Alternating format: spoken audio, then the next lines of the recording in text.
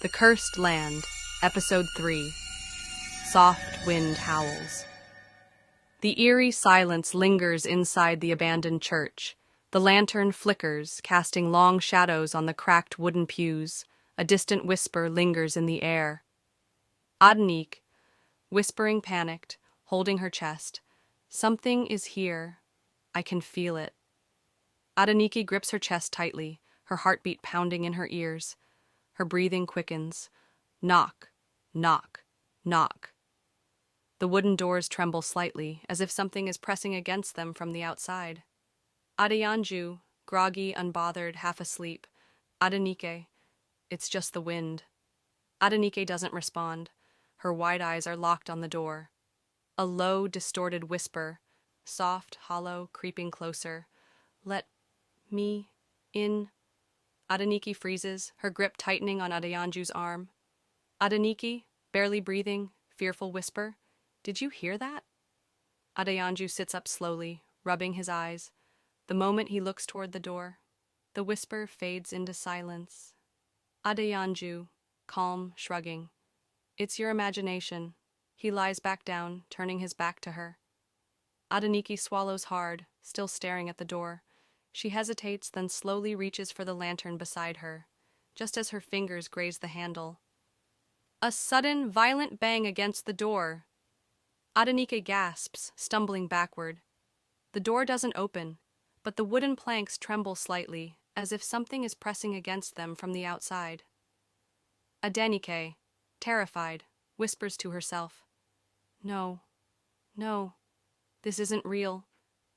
Suddenly, the distant sound of bare feet dragging across the floor echoes through the church. Adeyanju, now fully awake, alarmed, sitting up. What was that? The dragging sound stops abruptly.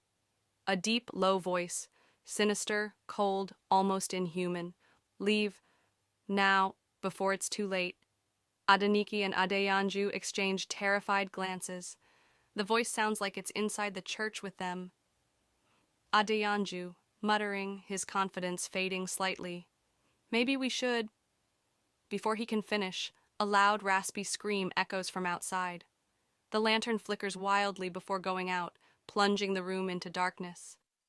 Adenike, terrified, whispers in the dark. Oh my God. Heavy breathing fills the air. The only light source now is the faint moonlight filtering through the cracked windows. Then, footsteps, slow, deliberate, coming toward them. Adeyanju, reaching for Adenike's hand, whispering firmly, Stay behind me. The footsteps stop right in front of them. A long, heavy silence follows.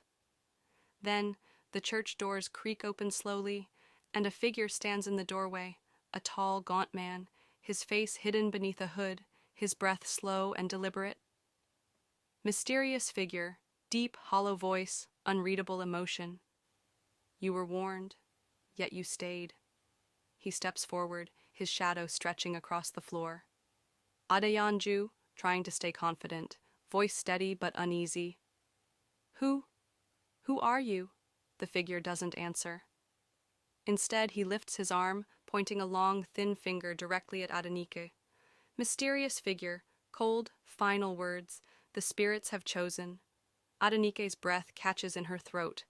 Suddenly, the lantern bursts back to life, its flames flickering wildly. The figure is gone.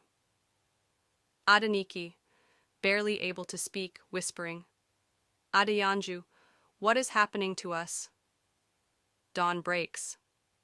Adeyanju and Adenike walk through the village, their eyes weary from a sleepless night. The villagers stand in clusters, whispering amongst themselves as they watch the newcomers with cautious eyes. Village chief, gravely staring at them. You saw him, didn't you? Adeyanju, firm, frustrated. Who was that? The village chief exhales, shaking his head slowly. Village chief, somber, almost regretful. You were warned, but you didn't listen. Adenike grips Adeyanju's arm tightly.